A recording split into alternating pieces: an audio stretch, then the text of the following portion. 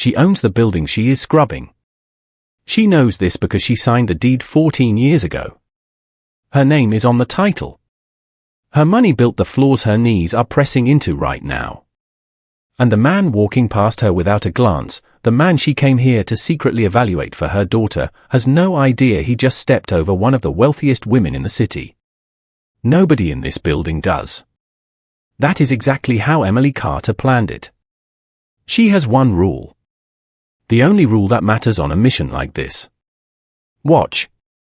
Learn. Leave. Do not feel anything. She is about to break it in the worst possible way. Not because of her daughter. Because of him. Her name was Emily Carter. In the city, people called her the Iron Flower. She had built her textile company from one sewing machine in a rented room to 4 factories and 3,000 workers. She had done it alone. She had done it without complaint. She had done it while raising a daughter the world never fully understood.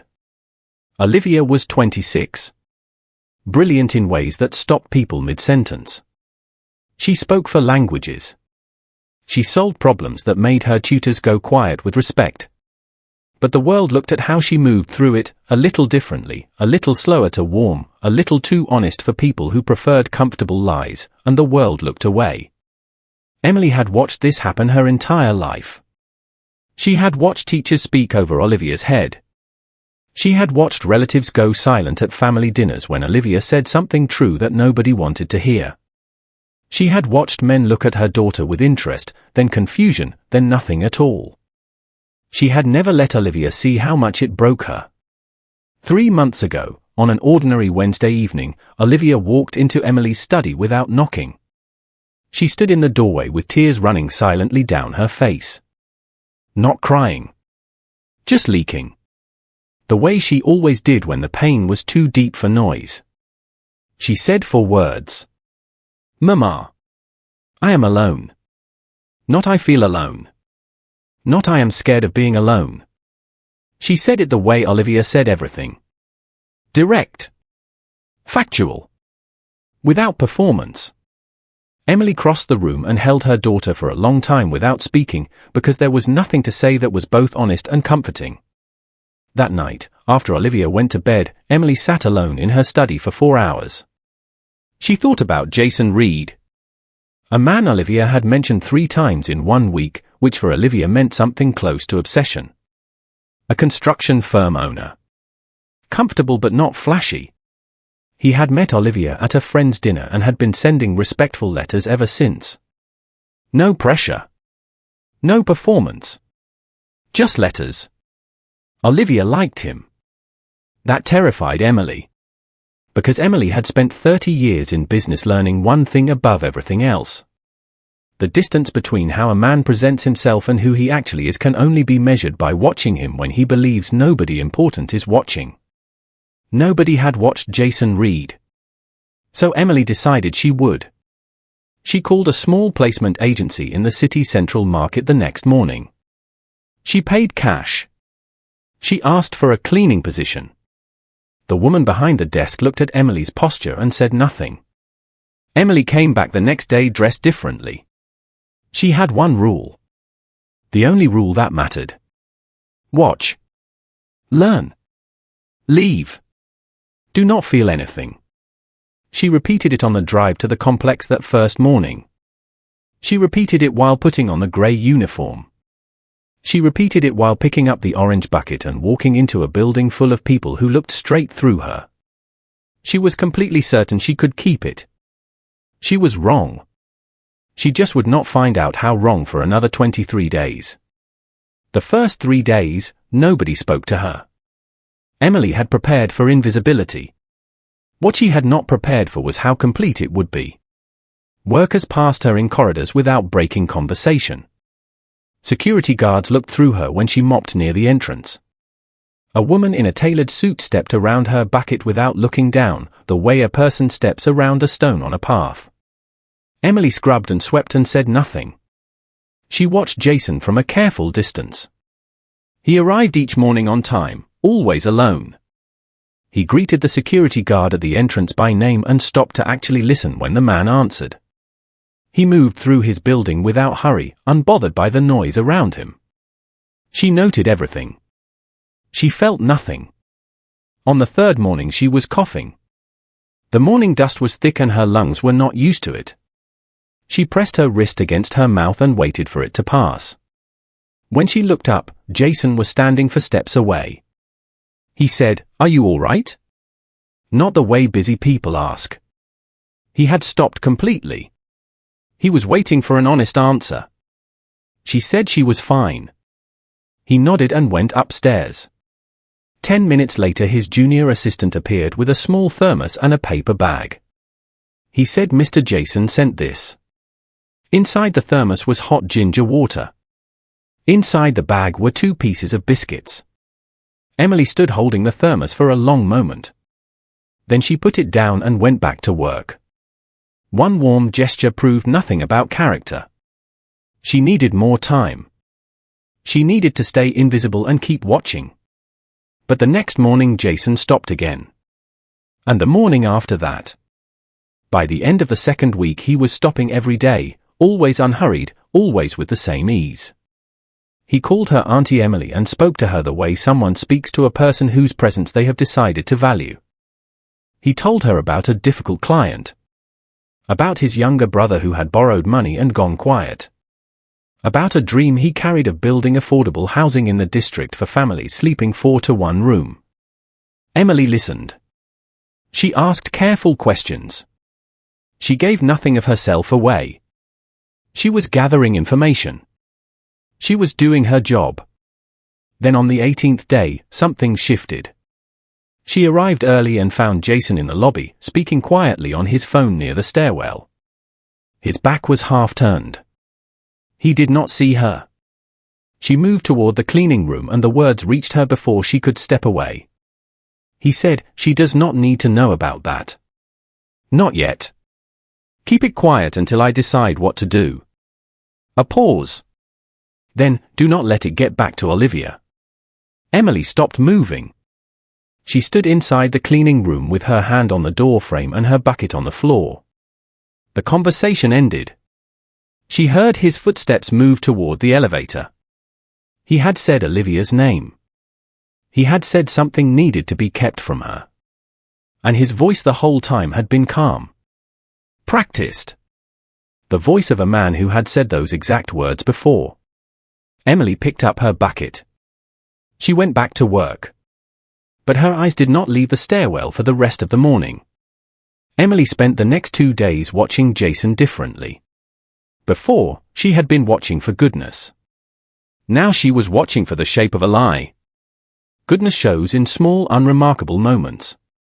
Lies show in the spaces between things. In what a person does not say. In who they look at when they think nobody is paying attention. She watched the spaces. Jason gave her nothing. He arrived on time. He greeted the security guard. He stopped to speak with her each morning with the same unhurried warmth as before. If he was hiding something, he hid it the way a man hides something he has concealed for a very long time. That frightened her more than carelessness would have. On the 21st day a woman arrived at 10:30. Well-dressed, composed. She walked directly to the elevator without stopping at reception, the way a person walks to a place they have been many times before. Emily watched from the corridor. The woman was perhaps 35. She did not sign the visitor's register. Emily noted the time. She noted the floor. She noted the unsigned register. She told herself it meant nothing. On the 22nd day the woman came back. This time she stayed 2 hours. Emily was near the stairwell when the woman came back down. Close enough to see her face clearly. There was nothing hurried in it. She looked like a person who had just concluded something satisfying. Comfortable with exactly where she had been. Jason appeared at the top of the stairs. He did not come down. He said something Emily could not hear. The woman looked up at him and smiled. It was not a professional smile. Jason went back inside. Emily remained on the floor with her scrubbing brush and did not move. She thought about the phone call 4 days earlier. The calm, practiced voice. Keep it quiet. Do not let it get back to Olivia. She thought about Olivia at home writing letters to this man. Trusting this man completely. Something cold and certain moved through her. She stood up. She carried her bucket to the cleaning room. She removed her uniform and folded it on the shelf. She put on her own clothes and picked up her bag. She was halfway to the exit when his voice stopped her. Jason was at the bottom of the stairs holding 2 cups of tea. He looked surprised to see her dressed differently. He said, "Auntie Emily. Are you leaving early?" She turned around. He held out one of the cups. He said, "I wanted to tell you something. About the woman who has been coming here. I think you may have seen her and I do not want you to get the wrong idea." She had been watching. He had noticed. And instead of pretending, he was walking toward the truth. She took the cup. She sat down. Jason set his cup on the step and took a breath. The woman's name was Chloe. His business lawyer. 3 years together. The reason she did not sign the register was that reception knew her well enough to wave her through. The reason she came twice in 1 week was a contract dispute, a client who had stopped paying and started threatening. He said it plainly. No performance. No over-explanation. Then he said, "I noticed you watching her. I noticed the way your face changed. I should have introduced you." Emily said, "Why does it matter what a cleaning woman thinks?" He said, "Because you are not just a cleaning woman to me. You are the most honest person in this building and I value that." She said nothing. She drank her tea. She told herself she was recalibrating. She had misread the situation and now she was correcting it. A professional adjustment.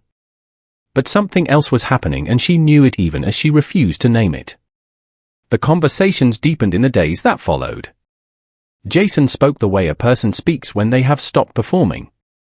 He told her about growing up in his hometown with a father who never said he was proud and a mother who said it every day to compensate. He told her the moment he chose to start his own firm instead of joining his uncle's company. He said, "My uncle offered me comfort. I wanted to build something that was mine even if it failed." Emily understood that completely. She had never said so to anyone. She found herself responding. Not with her own story, never that, but with questions that were more personal than a cleaning woman had any reason to ask. And Jason answered every one without hesitation, without trying to impress her. He was not performing goodness. He simply was what he appeared to be. That should have made everything simpler. It made everything harder. Because Emily was noticing things she had no framework for. She arrived earlier than necessary each morning. She saved observations from her day to share with him the following morning the way a person saves the best part of something good.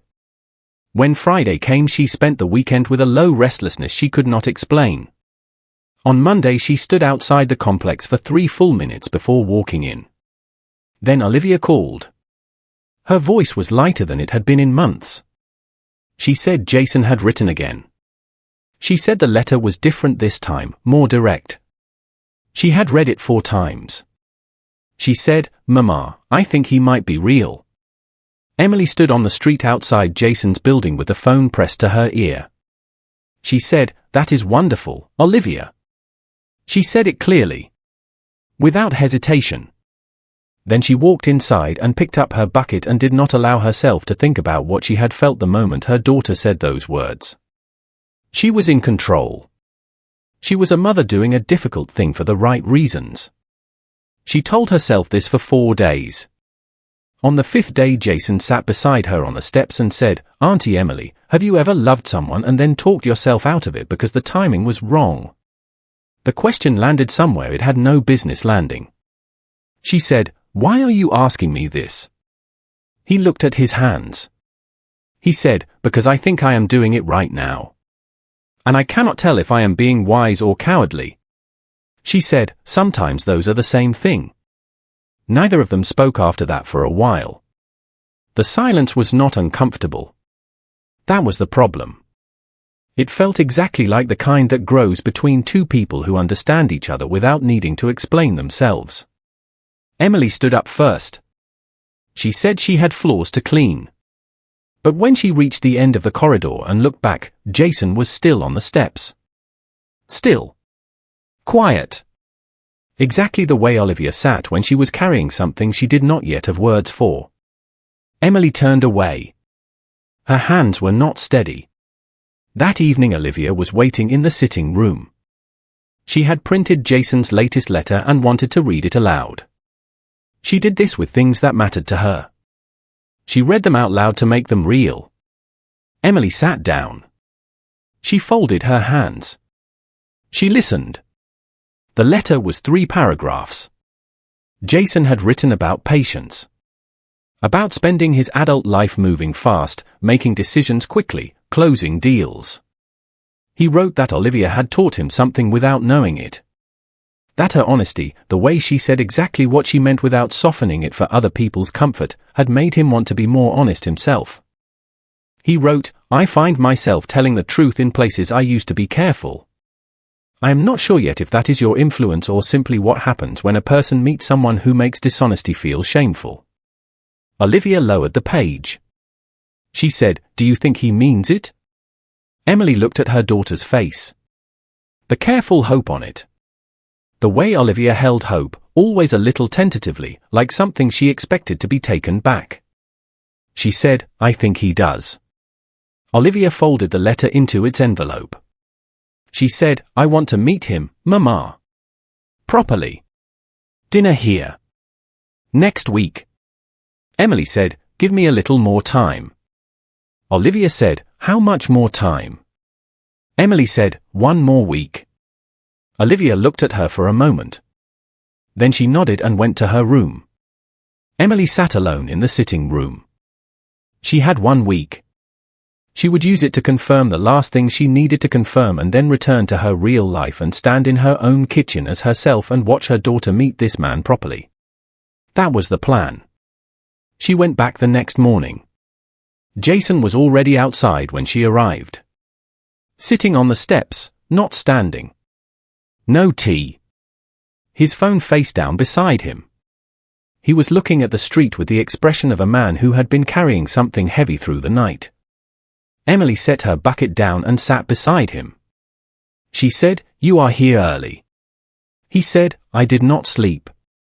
She said, "Why?" He was quiet.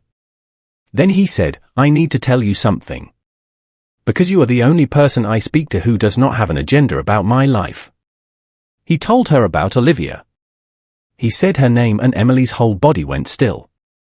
He said he had been writing to a woman for 2 months. He said she was unlike anyone he had encountered. That her honesty was not rudeness, it was simply the absence of performance, and he had not understood until he met her how exhausted he was by performance. He said he was falling for her in a way that frightened him because it felt serious and real. Then he said, "But her mother. Her mother will not see me. Everyone says Emily Carter is a wall. And I keep asking myself why I am writing letters to a woman whose mother has already closed the door." He looked at her. He said, "You remind me of what I imagine her mother must be like underneath everything. Honest. Watchful. Not unkind. Just careful." He said, "What would you tell a man in my position, Auntie Emily? Is it worth continuing?" The morning traffic moved past them on the street. Emily looked at her hands. She thought about Olivia reading that letter aloud in the sitting room. About the careful way her daughter held hope. She said, "The wall is not the whole story. Keep writing." Jason nodded. He picked up his phone. He went inside. Emily sat on the steps alone. She had just told a man to keep pursuing her daughter while sitting 3 feet away from him, knowing everything he felt and everything he did not know. She pressed both hands flat against her knees and made herself breathe. She had broken the rule. Not the rule about staying invisible. That one had cracked weeks ago. The rule underneath it. The one she had never written down because she had never imagined she would need to. The rule that said she was a mother on a mission and nothing else. She had broken it. And she had no idea how to put it back together. Emily went home that afternoon and cancelled her morning schedule for the first time in 11 years. She sat in her study and looked at the wall and tried to be honest with herself the way she had always demanded honesty from everyone around her. She took stock. She had spent 23 days watching Jason Reed. She had found him honest, patient, consistent, and kind. She had found no real evidence of deception.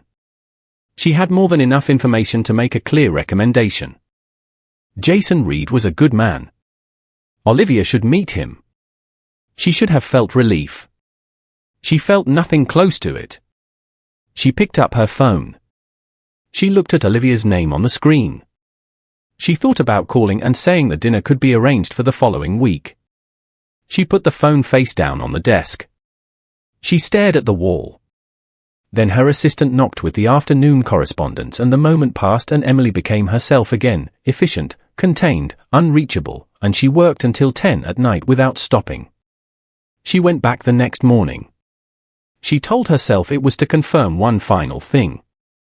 She was not sure what the thing was. She went anyway. Jason was not on the steps. She collected her supplies and began her work and told herself his absence was a relief. She could do her job without distraction. At 8:30 he appeared at the top of the stairwell on a call, his voice low. He saw her from across the lobby and raised a hand in greeting. Just that. A small raise of the hand, the way a person greets someone whose presence they are genuinely glad of. Emily looked away first. She cleaned things that did not need cleaning. She moved through the building with her head down and her jaw set and her chest in a state she refused to examine. At 11 o'clock Chloe arrived. Emily watched her cross the lobby. This time she knew who Chloe was. She had no reason to watch. She watched anyway. And she saw something she had not seen before because she had not been looking for it. Chloe paused at the elevator. She half turned. She smiled at something behind her. Emily followed the line of that smile. Jason was at the base of the stairwell. He was smiling back. A brief exchange. For seconds. Then the elevator opened and Chloe stepped in and Jason went back upstairs. Emily stood in the corridor. She had built a company by reading people accurately. She had survived 30 years of business by trusting what she observed over what she was told. She knew the difference between professional warmth and something older than that. She went to the cleaning room and sat on the small plastic stool in the corner and put her face in her hands. She was 51 years old. She was one of the most respected women in the city. She had raised a brilliant daughter alone and built for factories and never once lost control of a situation she had designed herself. She had lost control of this one somewhere around day 15 and had been performing otherwise ever since. Olivia called at noon. Her voice was bright. She said, "Mama, I want to call Jason myself and arrange the dinner. Tell me I can." Emily pressed the phone against her ear. She said, "Give me 2 more days." Olivia went quiet. Then she said, "Mama, are you all right?" Emily said, "I am always all right." After she hung up she sat alone in the small room and understood that was the first lie she had told her daughter in 26 years. 2 days passed. Emily did not go back. She ran her company. She answered correspondence. She ate meals she did not taste. She slept for hours a night and told herself the mission was closed. Whatever had happened on those steps was a temporary confusion, the result of playing a role too long, of losing the boundary between observer and participant. She was a mother. That was the only role that mattered. She called her assistant and began laying the groundwork for the dinner. She drafted questions a mother would reasonably ask a man before he entered her daughter's life. She was composed and purposeful and entirely unconvincing to herself. On the 3rd morning she woke at 4 and could not return to sleep. She rose and went to stand on the balcony. The city was still quiet below. A street cleaner moved slowly along the road in the dark, alone, pushing dust that would return by morning. Emily watched her for a long time. Then she made the honest decision. Not the clean professional one she had been constructing for 2 days. The one that had been sitting in her chest waiting for the performance to stop. She was going back. Not to observe. Not to gather information. She was going back because there was something she needed to say, and she could not find it from inside her own house. She arrived at 5:30. Earlier than she had ever come. Jason was already on the steps in the half-dark before the building lights had adjusted to the rising sun. He looked up when he heard her and he did not look surprised. He said, "I thought you had gone." She said, "I came back." He said, "I am glad." No tea this time. They sat together without it. The city woke up around them and neither spoke for a while. Then Jason said, "I did something yesterday." She waited. He said, "I called Emily Carter's office. I asked for a formal meeting. I told her assistant I was not willing to continue with Olivia without looking her mother in the eye first." Emily felt the blood leave her face. He said, "They told me she was unavailable. So I left a message. I said I would wait as long as necessary." She said, "Why?" He said, "Because Olivia deserves a man who is not afraid of her mother. And because I am tired of loving someone at a distance while the most important person in her life has decided I am not worth meeting." He turned and looked at her directly. He said, "Auntie Emily, you have been watching me for weeks. I do not know why. But I want to ask you something and I need you to answer honestly." She said, "Ask." He said, "Am I a good man?" The question was so direct it stopped everything around it. She looked at him. This patient, honest man who had given her tea on cold mornings and sat beside her and told her the truth about his life without asking for anything in return. She said, "Yes. You are a good man." He nodded. He said, "Then tell whoever is listening that I am coming to that dinner. And I am not leaving until Emily Carter sees me as I actually am." He stood up and went inside. Emily sat on the steps alone. Her phone was already buzzing.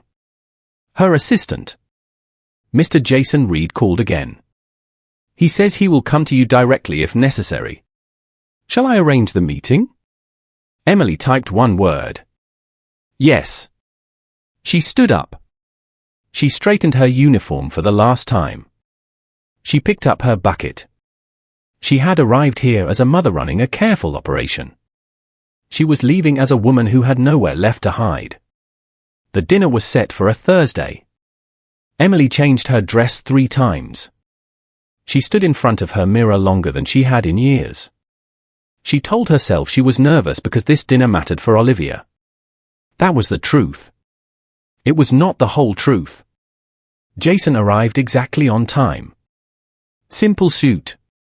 A bottle of wine. A small wrapped gift for Olivia that turned out to be a book she had mentioned in one of her letters, not something more impressive, not something more expensive. Exactly what had been mentioned. He shook Emily's hand. He said, "Thank you for seeing me, Mrs. Carter." She said, "Sit down, Mr. Reed." Olivia came in and the dinner began.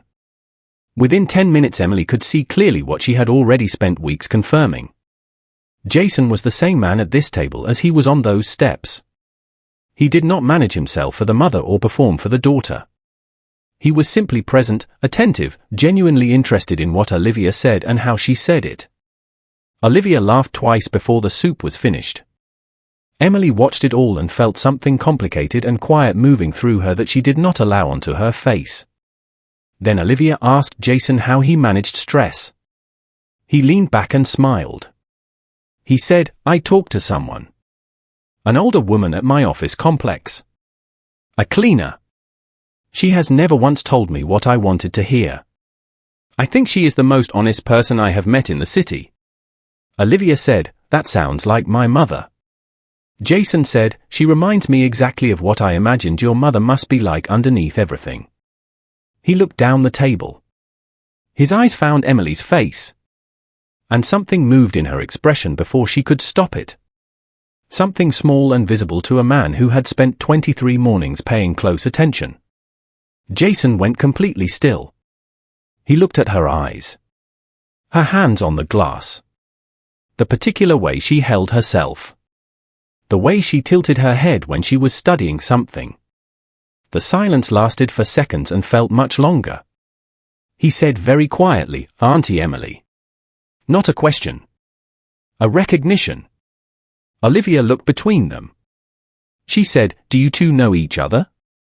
Emily set her glass down. She had spent 30 years knowing that the only way out of a collapsing situation was directly through it. She said, "Yes. I have been coming to your office complex for the past month. As a cleaning worker. I needed to see who you were when you did not know anyone important was watching." The room was completely silent. Jason looked at her for a long time. Then he stood and walked to the window. He said, "How long?" She said, 23 days. He said, "You let me tell you everything." She said, "Yes." He was quiet for a long time. Then he turned. He said, "What were you looking for?" She said, "I needed to know if you were real." His face was not angry. It was hurt. Which was harder to look at. He said, "And the woman I spoke to every morning. Was any of that real for you?" Emily looked at him directly. She said, "Every word I said to you was true. I never lied. I only withheld who I was." He said, "Those are the same thing." She said, "I know." Olivia stood up from the table. She walked to her mother first. She took both of Emily's hands in hers. She said, "Mama, did you fall in love with my person?" The question went through Emily like cold water. Olivia said, "Tell me the truth. Not the truth you think protects me." Emily looked at her daughter. The complete unguarded directness of her.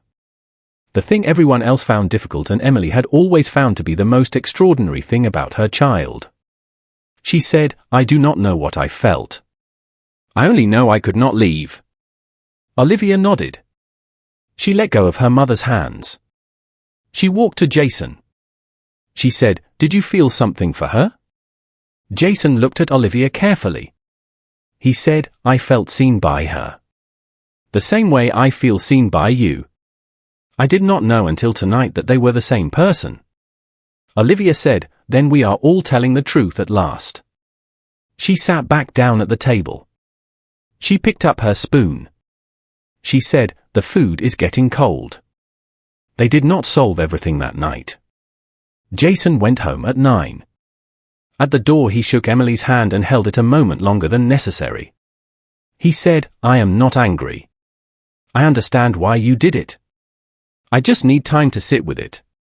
She said, "Take what you need." He left. Emily and Olivia sat in the kitchen until past midnight. They did not talk about Jason. They talked about Emily. About the years. About what it costs a person to be the strong one in every room for 3 decades without ever being offered the same in return. Olivia said, "You always told me the world would learn to see me as I am. Did you ever try to let the world see you?" Emily had no answer for that. 3 weeks later Jason came back. He sat at the same table. He looked at Olivia and said he wanted to court her properly, with her family's blessing, if it was still being offered. Olivia said it was always being offered. Then he looked at Emily. He said, "You told me on those steps that the wall was not the whole story. I think you were telling me something about yourself that you did not know how to say directly. So let me say something back." He said, "You are not a wall, Mrs. Carter. You are a woman who forgot she was allowed to have a door." The kitchen was quiet. Emily looked at this man who had brought her daughter back to life before she even arranged the introduction. This man who had sat beside a cleaning woman every morning and treated her like her thoughts were worth something. This man who had been hurt and come back anyway. She said, "You may court my daughter." She said, "And you may stop calling me Mrs. Carter." He said, "What should I call you?" She said, "Auntie Emily will do for now." He smiled. Olivia laughed. And Emily Carter, the iron flower, the woman who had not laughed in front of another person without calculation in longer than she could remember, laughed too. The real one. The one that cost something. Olivia reached across the table and took her mother's hand and held it. Emily looked down at her daughter's hand covering hers and understood something she had spent 26 years too busy to see. She had devoted her entire life to making sure Olivia was never invisible. She had fought every day for her daughter to be seen, chosen, known, and valued exactly as she was. She had done it so completely, for so long, that she had left herself invisible in the process. She had been the one person she forgot to fight for. Olivia squeezed her hand once and did not let go. And this time, Emily let herself be held. If this story moved something in you, leave it in the comments. And subscribe, because there are more stories waiting, and they will find you exactly when you need them.